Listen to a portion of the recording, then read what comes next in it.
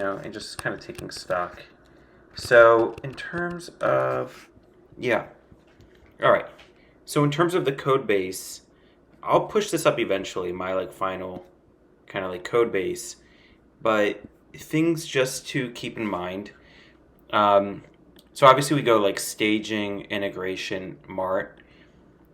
The staging has sources.yaml, right? Because like it's kind of like it makes sense, right? You go from your original source data into and then take that data and coerce it with your staging models, right? The other folders though don't have that, right? They don't need the sources.yaml. In fact, like you're really only referencing your sources, I think, right? Like from the staging file right, from your staging models in general. You know what I mean? Because it really just flows, right? Sources, staging, integration, Mart. So each one just like references the previous one essentially.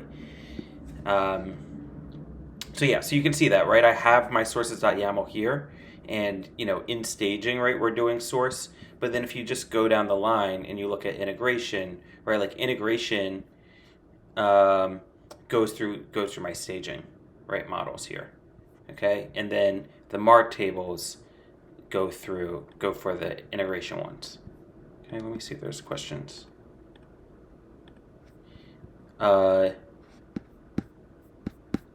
I thought you had to put those like int companies in your sources.yaml in order to reference it with the ref function. Yeah, Like here. right. You don't have to actually. So this will look for, if you look at how this will compile, it will automatically compile to basically doing the it's the same schema, and it's the same code base. Sorry, it's the same database, and then this is just the name of the table or the name of the view, right? So it knows kind of how And to does compile that this. does that come from your profiles? Yeah, exactly. So the schema comes from your profile, right? That's the target schema in your Right. profile, and then yeah, and the database does as well. Yeah, exactly. Yeah, so both of these will be just generated. Um, cool.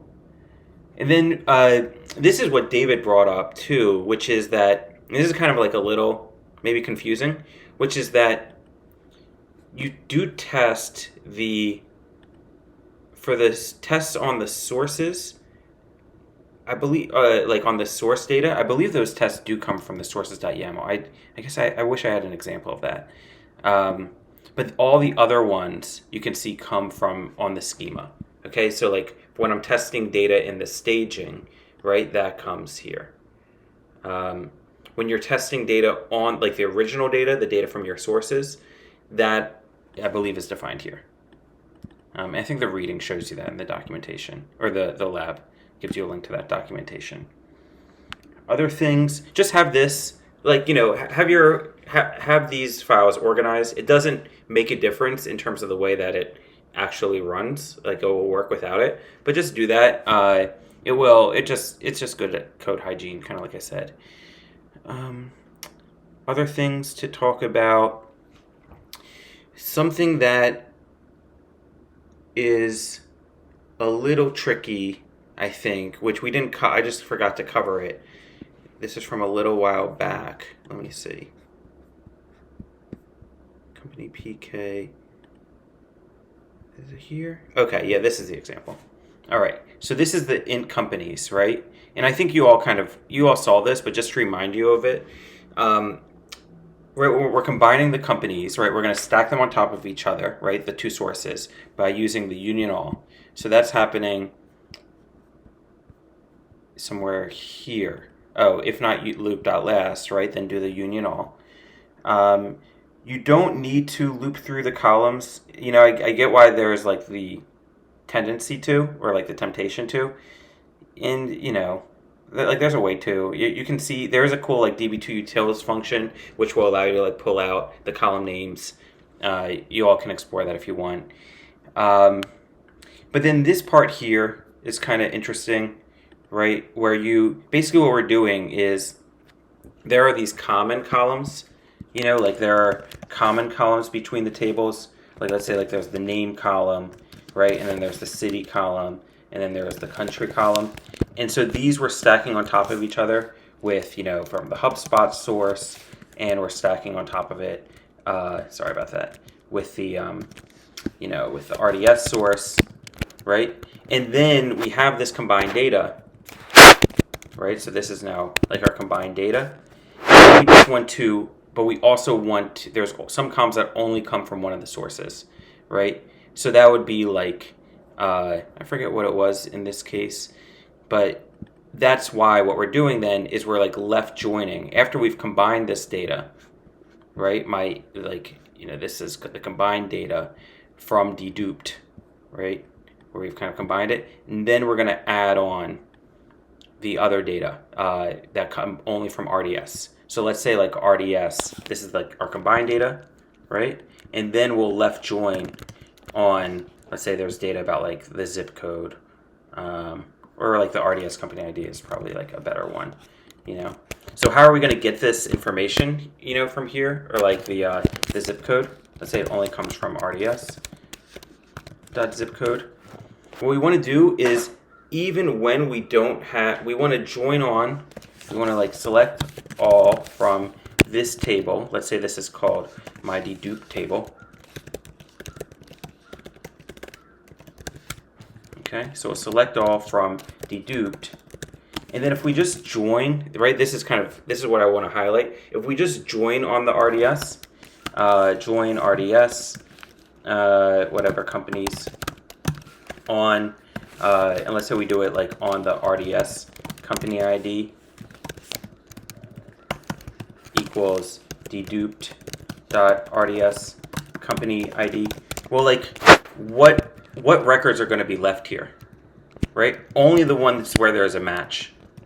And it's going to remove all the rows where there's not a match, because that's by default it's doing an inner join, right? And that's what an inner join does. So you're going to miss, like this is a big error, right? In practice, because you're going to be losing a lot of data here. So you just have to remember to do a left outer join here, right? What will the left join do? It will say that we're always going to hold on to all of our combined data, and where there's a match, we'll tack on the columns from this RDS table, okay? So that's what's going on here, is like we're always having our dedupe data, right? This is, combined, and then we merged it, right? And then we did the left join to tack on the columns from stage RDS. Here, I guess the link was the company name. I'm guessing. I wonder why it wasn't the RDS. I think the RDS company ID probably is like the same thing basically, because we generated it from the name. So that's fine. Okay. All right. And then we just ended by using this generate set or get key thing. So this is the main point. I just wanted to make sure. I think the reading covered it, but right, this would, if you forgot about this would result in losing a lot of data. Other things, just remember, then we move, so we do integration, right? Integration, the whole step is like combine, right? Stack our data on top of each other, and then, combine, use the group by to combine the data. And then remember, like, we'll have some null values. We want to replace the null values where there's a present value and a null value. We want the present value to win, obviously. All right. When you get to the MART table, just remember that, I think you can see it here. Here's an example where you can see it. Just remember that you're going to want these, the foreign keys to line up at the MART level, meaning that, if we have a MART, this is, the MART tables are all your like stakeholders are going to see, right? Like if there's a business intelligence team or like product analysts or data analysts, right? They're going to look at are your MARTs. So you have to think about like the queries they're going to write. If they have like a contact and they want to see what company does it have, what's the company related to this contact, this company primary key obviously has to line up to this one. Okay? So in other words, it's not and where does this thing come from? Well, you generated it right? We generated this stuff back here with the generate surrogate key.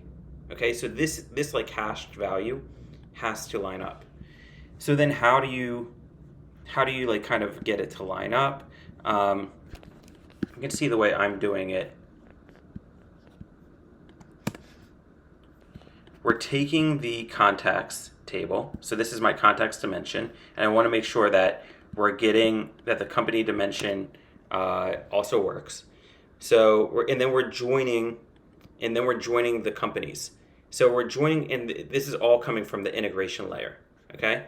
So basically, what we're doing is we're getting the company's integration, and here we're doing the join, where either the RDS company ID is a match. Either my contact has an RDS company ID and that lines up, or the contact has a HubSpot company ID and that lines up. So now, with these two, we can get, the contact information, like maybe like contact.name, contact.phone, and we also can get the company, .name or whatever, anything from the company, right? Because wherever this contact's RDS company ID or their HubSpot company ID is a match, we're lining up, right, the company information. I'll just do .star. So this is what we have available to us, but what we want to pull out of the company is just that company PK, right? So that was generated at the integration layer. So that's what we're doing here. We're joining on the RDS company ID or where the HubSpot company ID lines up. Either one, we kind of are pulling the correct row from the company's table. And then the only thing we need is that company PK. All right, so this isn't the RDS company ID. It's not the HubSpot, right? We're lining up this company primary key. That's going to be the link. And then back in the company's table, we can just use that company primary key. All right, so now this thing here lines up to this thing here, the contact PK, this company PK. All right. So that's the only, that's the idea. You can kind of run through it, I guess, but, in practice. But yeah, that's the only other thing. And then again, we just have tests kind of at every level. Other things just to keep in mind, basically whenever I'm making a change, this goes back to like day one of just always get feedback. Like whenever I make a change or like I feel like something's working, I'm always doing dbt run. If you get an error, if you see an error, you can try to debug it like by like reading the error in the console. But if you're not able to, if you're kind of confused, don't just keep trying to read the error in the console, especially when you're doing Jinja. Go to here and look at what is the compiled, like what did we actually compile, right?